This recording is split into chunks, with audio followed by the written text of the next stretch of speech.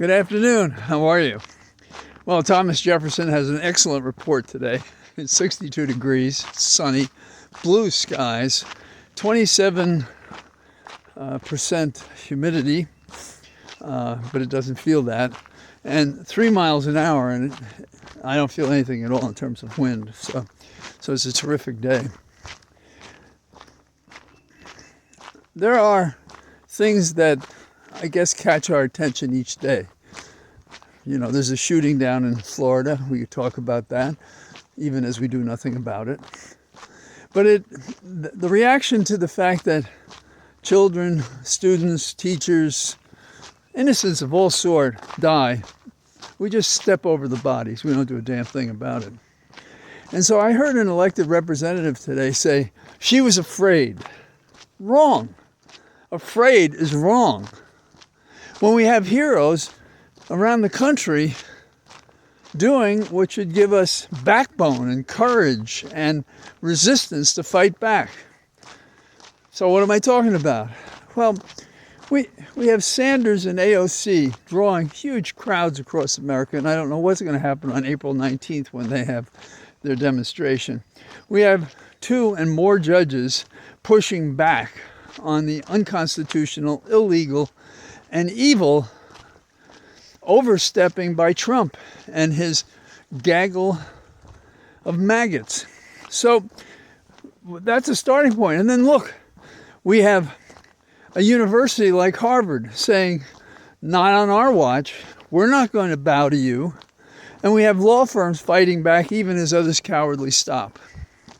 So that is one part of this. That is, we can't be cowardly. We have to fight. And a person who's in elected office who says, I'm afraid, they shouldn't be in that office. This is no time to be afraid of the values that you espouse during election season, but then when it comes to fighting for it, you're afraid. You can be afraid, but mix into it. Courageous things happen among fearful people. And so we have to get our act together. Now, personally, having been a Columbia Law graduate and having gone there undergraduate as well to the engineering school, I'm very upset with the institution. And I got a notice that we, Columbia, its alumni, are having a reception in nearby Washington, D.C. And it's sponsored by a partner in a firm that's cut a deal with the university. I can't wrap my mind around that. One part of me is tempted to go and ask the asocial, uncomfortable questions that are obvious. What the hell were you guys doing as a university? What the hell is a law school doing? What the hell are you doing as a law firm? So I think I can find better things to do with my time, and I'm not going to do that. Because why should I expose myself to those who are the infidels in our democracy? They teach this shit. They fight for it, they claim. But when the chips are down, oh my God, I'm afraid. So, I support the firms that are fighting for their independence and freedom. And they're being rewarded, though there's never that guarantee, because judges have stepped forward and upheld them. And the University of Harvard has stood up for itself. And one of the funny things is the Trump lawyers accused them of civil rights violations and failed to satisfy the law on how one brings such a claim. So law firms, some agreed to fight for, their independence and their freedom.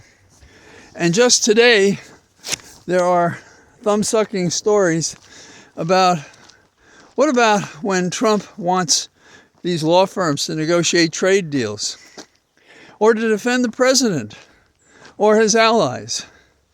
These are not uncontroversial matters, but this is sold, as Trump can do, a man who never tells the truth. He's no Odysseus, a man of many wiles with more noble aspersions. No, this is a man with low thoughts, evil, criminal, hateful, harmful. And to expect that he is going to call upon a law firm to deal with matters that are not controversial, like helping the veterans, it's just not going to happen. For one thing, this administration is hurting the veterans with their cuts. They've been demonstrating against the president. So non-controversial, it is controversial. And ironically, the White House and Trump, they don't have any respect for or care for the veterans. They get away with what they can. So what is the rogues gallery of law firms that have fallen to their knees and bowed before the great fat one? And the answer is Paul Wise, I think that was first up, and Wharton and Garrison, I think, Skadden Arps for sure, Megan and Flom, Wilkie Farr, there are others. And they are told that the White House has made legally binding agreements with them. Really? Extortion, abuse of power, make something legal? I guess in the mob, in the street world, among those people for whom law means nothing, this crew. But we have judges saying, stop the music. You don't want lawyers to have access to federal buildings, and so you wrote an order saying that? What about the First Amendment? It says you have access to the government. You have a right of free expression. What about that? Oh, and we don't want to allow you to have security clearances, but you have no cause against our exercise of security clearance. Basically, it's a reprisal for having represented people or causes that you don't care for. That's not America, that's not law, that's not history. That is what dictators do. That is exactly what they do. So, what are we going to do about this kind of thinking? You know, you don't have to stop there, because the Fifth Amendment talks about due process, fundamental fairness. Tell me what my charge is. Give me an opportunity to respond. Doesn't exist with this president. And where's the Congress? Where are the leaders? They're afraid. They're afraid. May the rest of their life be a living hell. Because people who are that cowardly, having made pretense at being our leaders, have no business being respected. We just don't do reckoning well. Here we have a president who told us he was going to be all about retribution. And he is. And where are the murmuring people saying we're going to fight this bastard? And, you know, the poison here is that Trump is fouling these firms as their normal mission is to be driven by a cause or a client's legitimate gripe. But what happens when you compromise your principles as a law firm to survive economically? Is that too much big business? And what do the young lawyers learn from this? Do they go to those law firms? Do they adapt? Because 4 or 8 years from when they join these huge monster law firms, they may want to be a partner. And do they lose their ethics, their aspirations? What makes a lawyer special in the small and then large compromises they make, going to shops like these, who fold when a felonious president tells them, jump. What would I do? Well, if I was counseling the firms, I'd say looking for all the violations and breaches and misstatements by Trump made to get you to agree to this nonsense, and sue for breach of contract and get the hell out of it, and cite those cases that are upholding other law firms doing what they're doing, and ask the White House to pay for the cause of losing clients because of the president's so-called presidential order. You know, when I was a puppy attorney, I didn't want to fall in love with a woman who was upstate, because I just thought it was this terrible thought to be on going back and forth on that train somehow. I don't know. Forgive me, folks who did this and loved it, but it just seemed unmanly. It was like a fear of castration to do that. And then the law firms, it seemed to me, there were a couple of things about it. You know, there were white shoe law firms. They didn't have black partners. They didn't have black lawyers. And there was a bias against Jews and even against Irish.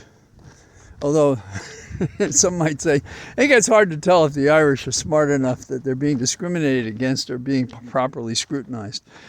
In any case, I did spend some small amount of time at a fabulous firm, Pletty, Frieden, Prasker, Feldman and Gartner. And I think they had the first black partner in America. FDR Jr. founded the firm. And that black partner became a U.S. judge. And that black partner had worked on Brown against the Board of Education and was on the brief. And I once appeared before him in court. And when I asked this law firm if they wanted to hire me when I didn't know what I wanted to do after being a prosecutor, they asked if there was any judge who could vouch for me. And I mentioned Carter. And they got all upset, it seemed to me. And I said, well, did I choose somebody that was wrong? He said, no, he was a partner. What you say is true. There's not going to be any discussion here. Well, that's how lawyers make their way. Between the threats of Scylla and Charybdis, to quote from Homer's Odyssey, past these difficult places. But the top largest law firms, I don't know if they only represent the wealthy. Well, we have the names of several who I don't think pass muster, and then we have the others. Williams and Connolly helping one firm, other firms helping others. The firms are pulling together. Maybe the university will too. And this is our future, to resist, to not be afraid. And when you hear a host say something like, that feels bad, talking about Trump and his misconduct, feels bad, that's a coward. That's a coward. You have to say what it is he did. What did he do? He thinks we should eliminate how people become citizens. That's what he thinks. He thinks everybody should go to jail who disagrees with him. That's becoming more evident. For the present, he thinks anybody who's a person of color should be kicked out of the country. We don't even have to investigate it. We just know, because we look at them. We know they don't belong here.